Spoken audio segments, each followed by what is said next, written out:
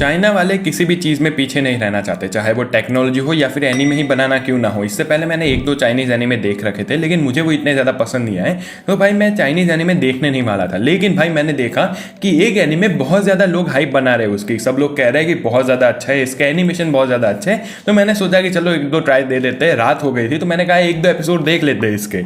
लेकिन भाई उस रात मैंने 8 एपिसोड देखे हैं। मेरे बाप को आके मुझे कहना पड़ा कि बेटा अब सो जा, तब जाके भाई मैंने वो एनीमे रखा, लेकिन पूरा ज़रूर किया है। मैं बात कर रहा हूँ द सुपर क्यूब की।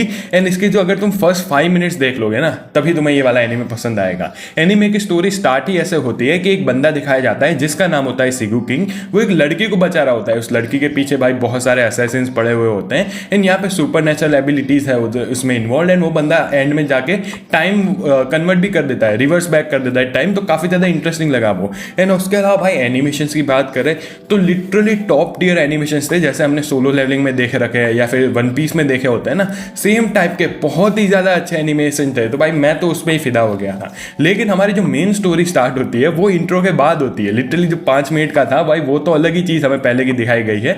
एंड भाई हमारा जो मेन कैरेक्टर होता है उसका नाम है वांग शीशो। पहले मुझे लगा था जो इंट्रो में हमें दिखाया गया वही मेन कैरेक्टर है, लेकिन ऐसा नहीं होता। वो पसंद करता है एक लड़की को जिसका नाम होता है याओ। अभी ये ऑब्वियसली चाइनीज नेम है तो मेरी प्रोनाउंसिएशन को तुम इग्नोर कर सकते हो। एंड भाई वो उस लड़के को पसंद जरूर करता है, लेकिन उसके अंदर हिम्मत नहीं होती क्योंकि वो बहुत ज़्यादा वीक होता है। अच्छा दिखता तो है लेकिन बंदे के अंदर इतनी स्ट्रेंथ नहीं होती है। वो लड़की बहुत ज़्यादा पॉपुलर होती है, वो उसकी चाइल्डहुड फ्रेंड थी। एंड एक दिन याओ खुद ही कह देती है कि वांग भाई मैं भी तुझसे पसंद करती हूँ, मतलब मैं भी तुझे पसंद करती हूँ। लेकिन यहाँ पे प्रॉब्लम ये आती है कि याओ के बहुत ज़्यादा चाहने वाले थे।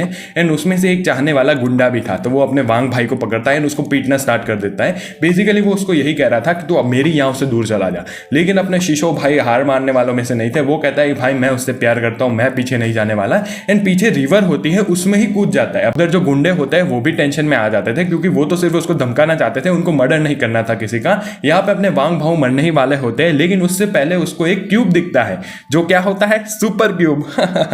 Sorry for the joke. अभी ये जो पूरा खेल है वो क्यूब से रिलेटेड ही है क्योंकि क्यूब के अंदर होती है unnatural ability. First of all तुम क्यूब के अंदर जा सकते हो जो कि लिटरली इतना छोटा क्यूब होता है। एंड भाई तुम्हें स्पेस जैसी चीज देखने को मिलती है। तुम इस क्यूब को अपग्रेड कर सकते हो ताकि तुम्हारी जो रेंज होती है टेलीपोर्ट करने की वो बढ़ सकती है। उसके अलावा तुम्हारे स्टैट्स देखने को मिलते हैं कि भाई तुम्हारी पावर कितनी है, स्पिरिट कितनी है, स्पीड कितनी है, वो तुम अपग्रेड कर सकते हो। Kind of like one punch man या फिर सोलो लेवलिंग कह सकते हो तुम। अगले दिन अपना बंदा फिर से कॉलेज आता है एंड वो गुंडे उधर आते हैं देखने के लिए कि ये बंदा जिंदा तो है ना। एंड उसको जब दिखता है तो उनको कहते हैं भाई तू मुझे पीछे मिलना। जब वो बंदा उधर जाता है तो लिटरली 13 बंदे उसको घेर लेते हैं। यहाँ पे उसकी फाइट होने वाली होती है। अभी क्यूब उसको कह रहा होता है कि तेरा इधर जीतने का चांस 20% ही है, लेकिन अपना बंदा पीछे नहीं हटता, वो फिर भी लड़ता है। उधर एक दूसरी गैंग भी आ जाती है, उससे भी लड़ता है एंड बेसिकली सबको हरा देता है वो। एंड यहाँ पे क्यूब का सीन ये है कि क्यूब को तुम अपग्रेड कर सकते हो, तुम्हारी स्टैट्स को अपग्रेड कर सकते हो जेम्स के थ्रू। अभी जेम्स बेसिक हो सकते हैं, मीडियम हो सकते हैं, रेयर हो सकते हैं। एंड ऑब्वियसली जैसा जेम्स होगा ऐसे ही तुम्हें प्रॉपर्टीज देखने को मिलेगी। तो अपना बंदा बहुत सारी जगह पे भी जाता है, रिवर के पास, केव के पास, अपने ये जेम्स को ढूंढने के लिए। उसको एडवांस जेम्स भी देखने को मिलते हैं। एंड एनीमे इसके अराउंड रिवॉल्व करता है। वो क्यूब उसको कहता है कि भाई मेरा ऑब्जेक्टिव ये है कि मैं तुझे किंग ऑफ द वर्ल्ड बनाऊं। तो अपना बंदा क्या कहता है पता है, मुझे किंग ऑफ द वर्ल्ड नहीं बनना, मुझे तो याओ को प्रोटेक्ट करना है। लिटरली अपना बंदा लवर बॉय है। तो काइंड ऑफ सीन तो ऐसा था। लेकिन एक दिन ऐसा होता है कि अपनी जो याओ होती है वो किडनैप हो जाती है। बेसिकली अपने बंदे ने जो 2 गैंग को पीटा था उसका एक लीडर एक बंदे को कह देता है कि भाई तू जिस बंदे को ढूंढ रहा है ना उसको रिवेंज चाहिए होता है, तो वो बंदा इसके पास ही है। एंड भाई वो बंदा आके उसको पकड़ लेता है, मतलब याओ को पकड़ लेता है। एंड वो बंदा होता है मिस्टर लुओ करके। अभी जो मैंने इंट्रो में तुम्हें सीन बताया, अपने लुओ भाई को उसके साथ रिवेंज चाहिए था क्योंकि शिंग जिगू के साथ वो लड़ा था एंड उस बंदे ने उसकी लिटरली 2 उंगलियां तोड़ दी थी, बहुत ज्यादा ह्यूमिलिएट कर दिया था। अपने शिंग जिगू भाई इतने ज्यादा अनह्यूमन है, सुपर नेचुरल है कि अभी तक कोई भी उसको मिल ही नहीं पाया। लोगों ने उसको बहुत ज्यादा ढूंढने की कोशिश की लेकिन कोई ढूंढ ही नहीं पा रहा था। तो वो बंदे को रिवेंज चाहिए था एंड वो भाई याओ को किडनैप कर लेता है। अपना वांग भाई जाता है, कहता है कि मेरे याओ को कैसे किडनैप कर लिया। वो सबसे लड़ने के लिए जाता है, उसके पास एडवांस जम जरूर होते हैं, तो ऐसे वो बीच बीच में अपग्रेड भी करता है। यहाँ पे मुझे पसंद ये वाली चीज़ आई कि इसमें फाइट्स बहुत ज़्यादा थी एंड भाई रोमांस पे भी बहुत ज़्यादा अच्छा फोकस था, लेकिन फाइट्स के ऊपर ऑब्वियसली ज़्यादा था। एंड यहाँ पे फाइट्स सारी यूनिक थी, ऐसा नहीं था कि सेम एबिलिटीज़ वाले लोग आ रहे थे, सबके पास कुछ डिफरेंट एबिलिटीज़ थी। एंड भाई मैं यहाँ पे रात को मुझे नींद आ रही थी, बस 12:30 बज चुके थे शायद से, तो मैं सोच रहा हूँ भाई चलो यार 6 एपिसोड देख लिए, 2 ही बचे, कल सुबह देख लेता हूँ। लेकिन मैंने सोचा यार एक और सही। एंड भाई एपिसोड 7 मैंने देखा, लिटरली मेरी नींद खुल गई। मैं इतना ज़्यादा एक्साइटेड हुआ ना एपिसोड देख के। उस एपिसोड में 24 मिनट का एपिसोड था, उसमें से 22 मिनट तुम कर लो क्योंकि इंट्रो आउट्रो हटा देते हैं हम। तो उस 22-21 मिनट के एपिसोड में 18 minutes literally pure action sequences, no dialogues, no bullshit, just pure action. And action भी जो हमने पहले देखा था ना फर्स्ट एपिसोड में, मैं आपको जैसे डिस्क्राइब कर रहा था, वो लेवल के एक्शन हमने बहुत सारे एनिमे में देखा है। सोलो लेवलिंग हो गया, वन पीस हो गया, कि भाई बहुत ज़्यादा क्रेजी एनिमेशन आ जाता है, लेकिन वो कोई एनिमे जैसे कि 24 मिनट का हुआ एपिसोड, तो उसमें से 7-8 मिनट के लिए हुई फाइट। ये लिटरली पूरा एपिसोड ही ऐसे बना हुआ था भाई, मेरी नींद खुल गई उसको देख के। इतनी बढ़िया एनिमेशन थी उसकी। उसके अलावा भाई एपिसोड इतना जोरदार, अगर तुम इंटरनेट पे थोड़ा भी एक्टिव हो गए एनिमे कम्युनिटी में, तो लोग इसको ही हाइप अप कर रहे थे कि भाई एपिसोड 7 क्या बनाया है इन्होंने, लिटरली धागा खोल दिया इन्होंने। इतना बढ़िया एपिसोड था उनका, 10 on 10 रेटिंग मेरी तरफ से। लाइक लिटरली इसको तुम जरूर देखना, बहुत ही ज्यादा बढ़िया एपिसोड होता है। अभी यहाँ पे होता यह है कि मैं थोड़ा स्पॉइलर दे देता हूँ। अभी तक तो मैंने इतना ज्यादा दिया नहीं था, लेकिन स्पॉइलर है, लेकिन सुन लेना अगर तुम्हें एनीमे देखना है तो। अभी यहाँ पे याओ जो होती है वो मर जाती है, एंड अपने जो वांग शिशो भाई होता है वो बहुत ज्यादा गुस्से में आ जाते हैं क्योंकि वो उसको बचा नहीं पाता। अभी जो जिंग जिगू होता है, जो ओरिजिनली लुओ भाई उससे रिवेंज लेना चाहते थे, वो एक्चुअली में उधर आता भी है, लेकिन वो ये जो याओ होती है उसकी बॉडी को ले जाता है, उसको कहता है कि भाई तू इसको बचा नहीं सकता, तेरे बस की नहीं है। एंड यहाँ से ही हमें पता चलता है कि ये वर्ल्ड किसके बारे में है। बेसिकली सुपर नेचुरल एबिलिटीज है यहाँ पे, सुपर ह्यूमंस है वगैरह वगैरह। एंड नेक्स्ट एपिसोड में हमें एक एसोसिएशन देखने को मिलती है जो अपने बंदे के पास आते हैं, उसको कहते हैं कि हम चाहते हैं तो हमारे लिए एक टास्क करें, अगर कर देगा तो हम तुझे ये सिंह जिगू है उसकी इन्फॉर्मेशन देंगे। तो जो हमने सोलो लेवलिंग में काइंड ऑफ देखा था यही है। इसमें क्लास होती है, जैसे कोई एस क्लास हो गया, कोई ए क्लास हो गया, कोई बी क्लास हो गया।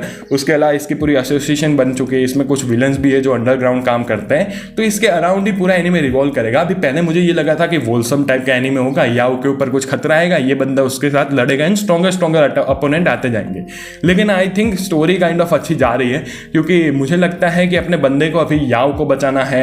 एंड का जो उसकी फाइट होगी वो शायद से सिंह जिगू के पास ही होगी, क्योंकि उसके ऊपर ही सारी मिस्ट्री वगैरह बन के रखी है। एंड अपना बंदा कैसे लेवल अप करता है, कैसे मिशंस करते जाता है, उसके ऊपर एनीमे है। अभी एनीमे में 12 एपिसोड आने वाला है एंड 8 ऑलरेडी आ चुके हैं, तो ये एनीमे इधर तो खत्म नहीं होने वाला।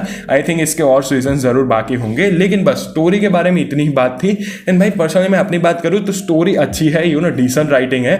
एंड जो इसके एनिमेशंस हैं, मैं फिर से कह रहा हूँ सारे एपिसोड्स नहीं है ऐसे मैं कह रहा हूँ, लेकिन यस जो कुछ एपिसोड्स बीच में आ जाते हैं मजा आ जाता है। अभी थोड़ी उस चीज की बात करते हैं जो मुझे थोड़ी ऑड लगी हो एनीमे देखने में। तो first of all obviously Chinese में है, तो भाई जब तुम जैपनीज सुनने की आदत हो गई हो एंड अचानक से चाइनीज में जाते हो तो थोड़ा अजीब लगता है, लेकिन ऑब्वियसली 1-2 एपिसोड देखोगे उसके बाद आदत पड़ जाएगी, इतनी ज्यादा प्रॉब्लम नहीं थी। दूसरी चीज मुझे बहुत ज्यादा पसंद आई वो है कि क्यूब को ज्यादा एम्फोसाइज नहीं करके रखा है। हमें पहले के 1-2 एपिसोड में क्यूब के बारे में ज्यादा बताया गया कि वो बंदा इसकी मदद ले रहा है, लेकिन उसके बाद जैसे मैंने कहा जब वो याओ को बचाने जा रहा होता है, फाइट कर रहा होता है, तो ऐसा नहीं था कि वो क्यूब से पूछ रहा होता है कि भाई अब मैं क्या करूं, अब मैं क्या करूं। वो खुद से लड़ रहा होता है, जो चीज मुझे बहुत ज्यादा पसंद आई। तीसरी चीज एनिमेशंस की बात करें तो जो हम फर्स्ट एपिसोड या फिर 7 एपिसोड के साथ कंपेयर करें तो एनिमेशंस में थोड़ी डाउनग्रेड जरूर थी। ऐसा नहीं था कि पहले जो हमें इंपैक्ट फ्रेम वाले एनिमेशन देखने को मिल रहे थे वही थ्रू आउट द एनीमे देखने को मिलते हैं, लेकिन एनिमेशन बुरे भी नहीं थे। तुम फाइट देखोगे तो तुम्हें फाइट सीक्वेंस एक्चुअली अच्छा लगेगा एंड बहुत ज्यादा मजेदार भी था, एटलीस्ट बेटर देन टीबेट। भाई बहुत ज्यादा अच्छा एनिमेशन थे उससे कंपेयर करने जाए तो।